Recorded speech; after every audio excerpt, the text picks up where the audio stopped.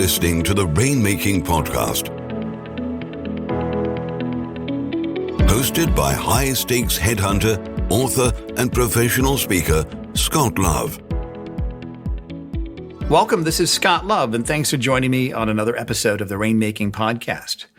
Two favors I wanted to ask from you. One of them is if you know of any speakers or authors that you've been impressed with, even if their ideas are a little bit outside of the box, I'd like to talk to them and get them on the show if I think it can help all of the listeners here. The goal is for me to help you get content that's going to help you sell more of your services, whatever that is. If it's recruiting services, accounting services, legal services, even if you're involved in B2B sales, that's what I want to do here is help you get some content that'll help you grow. So if you have any recommendations, email them to me. My email is Scott, S-C-O-T-T, @attorneysearchgroup.com. And then secondly, if you're getting value from this show, take a minute and write a review.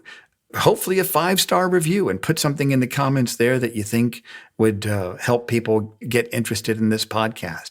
Now, let me get to the show today. This is really interesting. We're kind of going pretty deep in the area of psychology of buying because we're interviewing Felix Cao, who is a neuromarketing expert and founder of Happy Buying Brain. Felix helps companies and other organizations apply brain activity measurement strategies to measure buyers' response to specific offerings. This way, organizations can save a lot of money by stop marketing to the wrong part of their customer's brain and start implementing strategies that speak to their primal brain. Felix combines his 15 years of marketing experience with his educational background in biological science and psychology to help organizations truly understand what makes their customers' brains tick when it comes to better buying decisions. I hope you get some great ideas out of my interview with Felix today. Thanks again for listening. Hey, this is Scott Love. Thanks for joining me on the Rainmaking Podcast. Today, our guest is Felix Cao, and we're going to talk about practical advice on how any professional services firm or organization can grow through the emerging field of neuromarketing. Felix, thanks for joining me on the show today. Hi, Scott. Thank you for having me on the show. I definitely appreciate it. You bet. Now, this is an interesting topic, and I'm really excited about learning more about this, but kind of give us an overview. Who are you? Where did you come from, and what do you do today? What's kind of the path that you took? So right now at this current moment, I'm the founder of the neuromarketing company called Happy Buying Brain. But really the genesis of the company, and particularly getting involved in neuromarketing, really dates back to my post-secondary education. So really, if we were to backtrack about 20 years ago, I had a strong interest in terms of the sciences, more specifically geared towards an aspiration to enter the field of optometry. So, growing up, I was heavily involved in, biological sciences, and also it happened to merge with the psychology as well. And then blending that together with, this a long history of business, and then combining it with what's happening today, it just seems like a perfect marriage of, in terms of the educational background, plus the 15 years plus of being in business, and then combining with this new era of digital, like everything, all of businesses are moving online, and also the neurosciences helps explain, how companies could connect with their audiences on a much more like primal and subconscious level. So that's what takes us to today with the neuromarketing, pursuit. Well, I can't wait to learn about this. So let's start with some definitions. What exactly is neuromarketing? What is that? Yeah, absolutely. So neuromarketing is really the combination of applying the neurosciences to sales and marketing strategies to help companies solve their business challenges more effectively.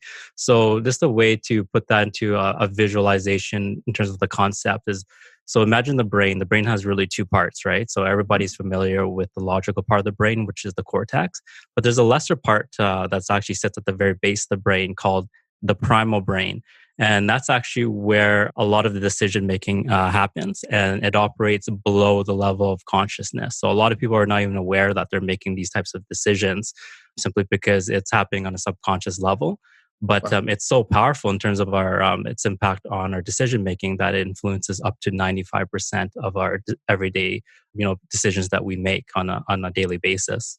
Is this manipulating people? Is it getting an unfair advantage? What do you think about that? Well, when you really look at neuromarketing, is this a tool, right? So like any tool, it could be used for, reinforcing good, or it could be used for something that's the opposite. So here in this case, it's always with the intention of helping people, better their lives, or helping to become the best version of themselves and solving pain points much more effectively. Right. So with those types of insights, then, it's when it's the company's mission to actually, help let's say their consumer, for example, or the clients that they work with become, much more better version of themselves, then that's when I think neuromarketing could become very empowering for both the companies, because now they're able to understand and provide a service or a product that's much more effective to solving the problems and the anxieties and anything that may be troubling or causing their audience that they would have difficulty sleeping, and providing that solution to them. Right. So kind of let's roll up our sleeves and get into the tactical components of Mm-hmm. neuromarketing. What is it? Is it mind reading? How would I be able to use that to grow a law firm or a professional services firm, or just get more clients? What are some tactical ways I can use neuromarketing to grow my book of business? Perfect. That's a great question, Scott. So unfortunately, it's not mind reading. I think if anyone was able to mind read, they would be able to, have all the answers beforehand, right? And that would definitely make life a lot easier. But, neuromarketing is, once again, it complements a lot of the marketing and theory that already exists, but it's able just to do it on a much deeper level. For example, traditional marketing, more deals with the what, whereas the neuromarketing explains things in terms of the why and the how. So that's the difference between the two. But when it comes to understanding the primal brain, which is where neuromarketing is really focused on, there's certain what I call it the 7 primal brain friendly messaging components. So these are kind of like the triggers that the primal brain really responds really well to. So anything that's kind of novel or visual, anything that makes it feel safe, something that's fast, something that understands that's simple. It also wants things in a concrete way. It doesn't really understand abstract concepts well. And also, the message being delivered from a high status position. And the reason why is because the primal brain, it has 2 primary main functions. And the first one is it's to ensure the survival of the individual and to enhance the reproductive success of the individual. So that's really guided by 6 primitive instincts, which is, survival, reproduction, safety, security, sustenance, and status. So you kind of have, the primal brain has these, it's guided by these 6 primitive instincts. And then the 7 primal brain friendly messaging components, like the key to really unlock the primal brain. And that's so important because the way that the message gets processed in the brain is usually from a bottom up processing model. Mm-hmm. So usually most people think that's actually people process things on a logical level, but the logical part of the brain is actually the last part of the brain to receive information. And one example of that is you see it common between, let's say, a significant other, and if they're having some sort of discussion or argument where they're on different pages, even though the points may be valid, the other person, they just seem to shut off, right? Their brains, even though rationally their discussion would totally make sense in terms of, solving the problem. But right. That's not where the key to unlocking the communication lies. It's dealing with how the primal brain processes the messaging. Well, that's interesting. And can we go over some of those points, those different primal messaging, and how did you define that again? Sure. So the primal brain is really guided by 6 primitive instincts. So I'll just 6 primitive instincts, you said, right? Okay, exactly. Right. So those 6 primitive instincts are survival, reproduction, right. safety, security, sustenance, and status. So that's what it looks towards to guide and to enhance its chances of surviving, and then having the opportunity to obviously pass on someone's genes to the next generation, right? So it was survival, reproductive, safety, security, sustenance, and status. That's correct. Got it. Okay, great. Perfect. So that's what the kind of like the lock in terms of the primal brain. So it's looking for its key. So let's say an attorney, or for people that are working in the B2B or even B2C, the key is to craft your messaging so that it speaks to that primal part of their audience's brain. And the primal brain responds generally to, messaging that's novel, because once again, the reason why it wants to do that is because on a survival basis, it needs to identify whether that new stimulus is friendly or a foe. And if it's friendly, let's say, a new food source, for example, Right. then it obviously would enhance the chances of survival, right? Right. Whereas if we're walking down the street and we see, let's say, a wild animal like a lion, that would indicate that obviously that would be quite a danger to our survival. So that's why it's very important. It needs to be able to have ability to filter, stimuli in terms of a threat versus non-threat situation. So this is taking us back to the days of the saber-toothed tiger, right? That is absolutely, you hit it right on, Scott. So, a lot of this is based on evolutionary biology. So, going back to our ancestral days, that's where a lot of this is we're still governed by the same guidance system. Is this much more elaborate now? And, the stimulus are different now. We're not running around in the desert looking for food. Now is this different ways where, the stimuli manifests itself that we would look to utilize in order to, ensure our survival and reproductive success in today's modern time. Right. So you mentioned the primal brain, it responds to messaging that's novel, and then some other things you mentioned earlier. What are some other ways that the primal brain will respond? Perfect. So the first one was novel. The second 7 primal brain friendly messaging component is visual. That's why, let's say that a message contains a lot of words, for example. Usually words are processed by the more logical part of the brain. So words are really abstract to the brain. So that's why the primal brain tends to shut off because it doesn't really understand, words that well. So that's why, somebody's able to show like a concept that where a picture could explain it. And that's where the saying probably comes from, a picture's worth 1,000 words. Right. So that's, on a visual basis, the primal brain responds exceptionally well to anything that's visual. Thirdly is, any stimuli is that it's safe. So obviously, it proves that the new stimuli is friendly, fast. So one of the things is the primal brain.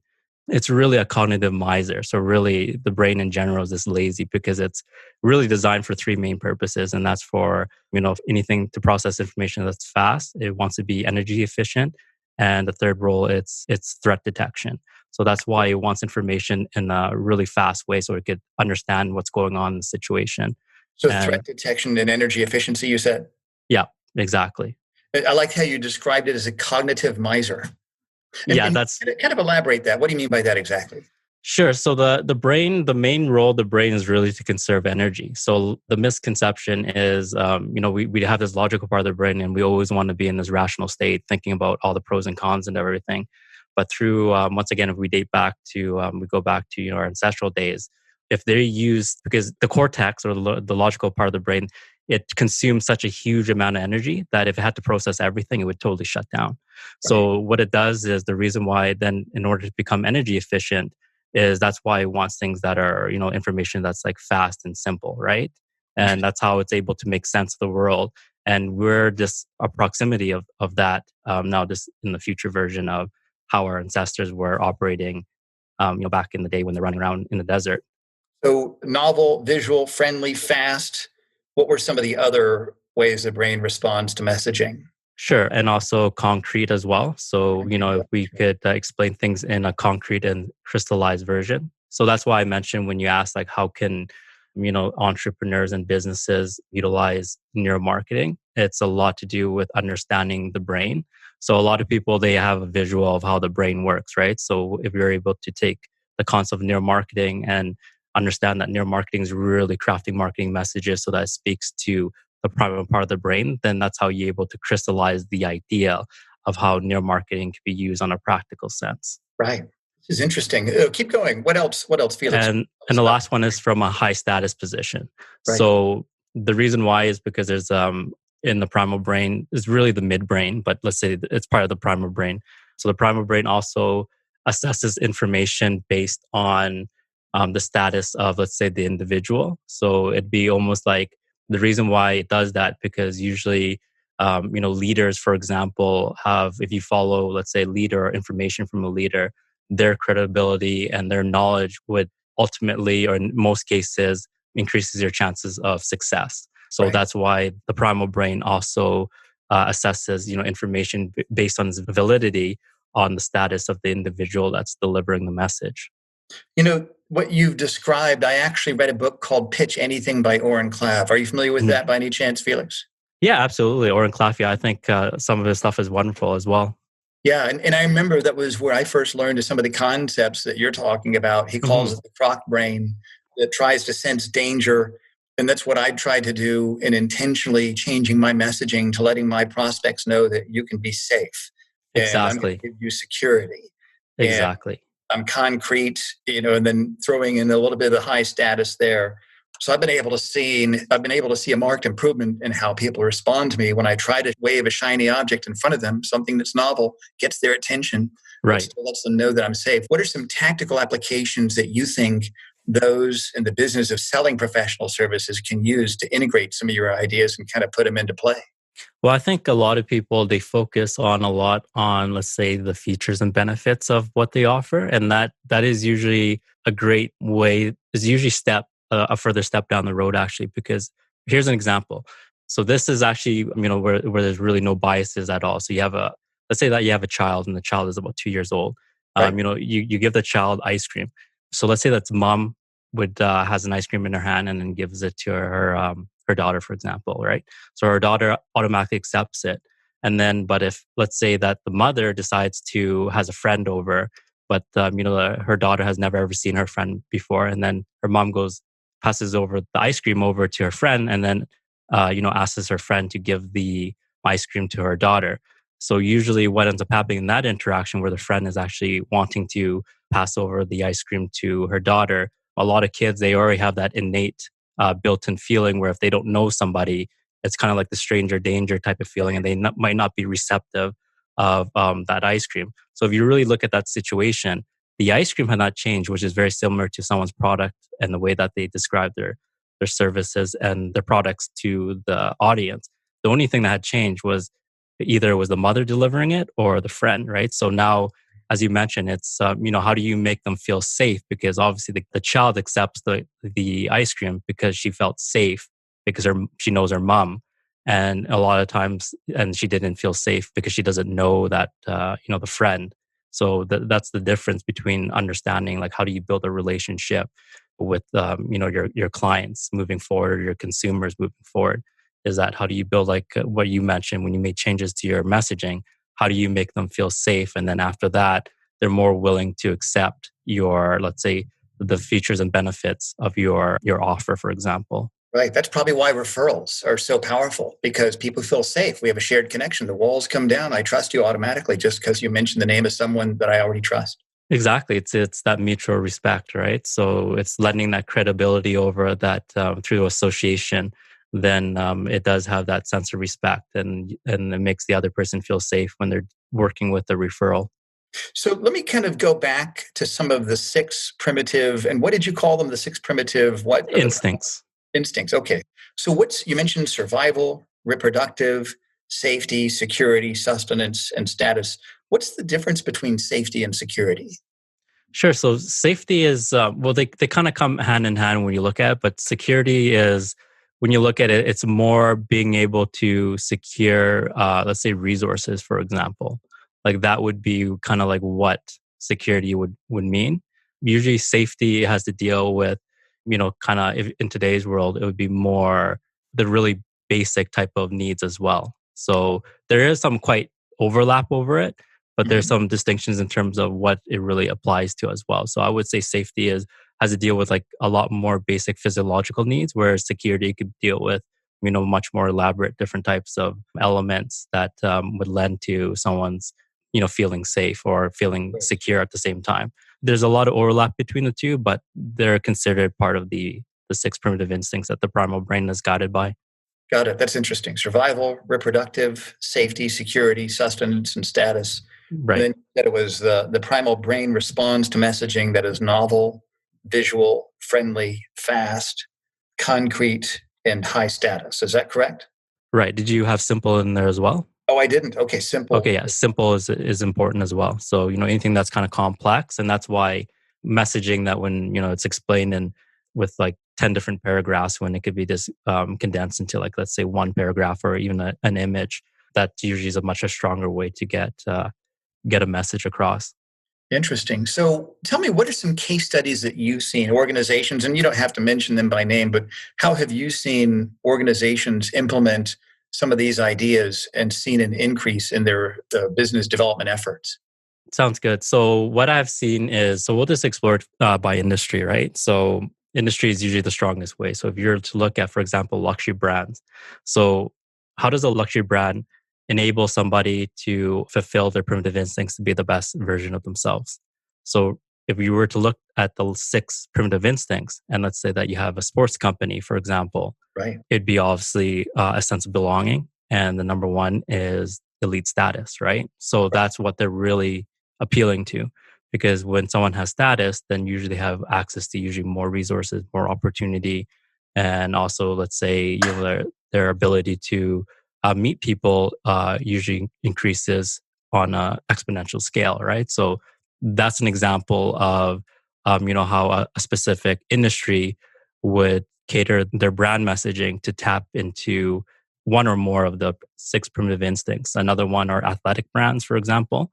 And they're really, and this is something that is very similar to, let's say, people working in the legal field or attorneys, because for example, in sports, then usually the main goal is to win and to be victorious. So they want to now start associating, for example, a great example is how come there's a big market difference or market value difference between, let's say, a generic jersey for a sports team versus one where it prints the name of, let's say, a very popular, sports figure. Really, if you were to think about the rationale behind that, it would cost maybe like another couple of extra bucks, right? Like dollars in order to print some, a celebrity's name in the back.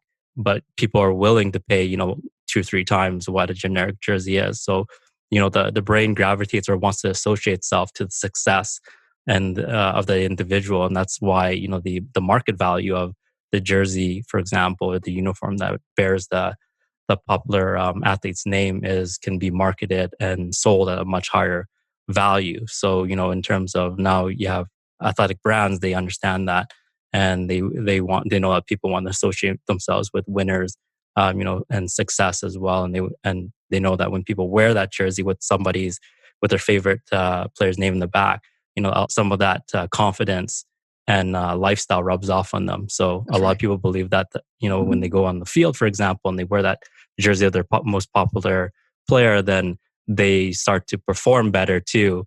And that could obviously be, a huge confidence booster in some people's performance. Well, that's interesting, Felix. So tell me then, what would be 3 action steps people could take to kind of get started in learning and applying some of the ideas that you've shared with us today?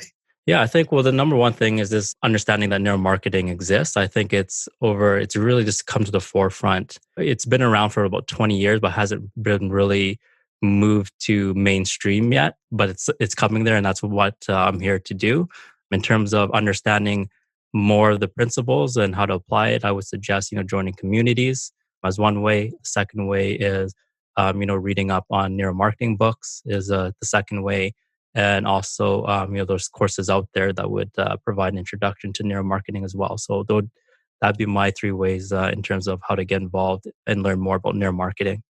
Well, that's great, Felix. And we will put all of your contact information on your website, happybuyingbrain.com. I think you've got some great ideas, and I really like the way you've simplified this and can articulate it in a simple way that helps people get results. Tell us about what are the services that you have that you offer that you'd like for people listening to know about. Sounds good. Yeah. So we could really divide it into 2, categories. The first one is a done for you. So done for you services, and it deals with more of the marketing side. So if you're looking for someone who's more hands-on to deal with the digital marketing, to craft, let's say, a marketing plan for the client, then, that's something that we help our clients with. And the second side is a done with you, which is more involves consulting. So anybody that wants to do their own marketing but needs guidance and recommendations in terms of how to tweak their marketing campaigns so that it speaks to the primal part of their consumers, then that's where we really excel at. So in terms of we really look at things in terms of how the company's positioned in terms of its their core messaging. Great. Well, Felix, thanks for being on the show today. I'm sure we'll have you back on here again, and we'll put all of your links on the show notes so that anybody listening, they can go there and reach out to you directly. And thanks again so much for being here on the show today. Thank you for having me, Scott. I definitely appreciate it. It was great. Thank you for listening to the Rainmaking Podcast. For more information about our recruiting services for international law firms, visit our website at attorneysearchgroup.com. To inquire about having Scott speak at your next convention, conference, sales meeting, or executive retreat, visit therainmakingpodcast.com.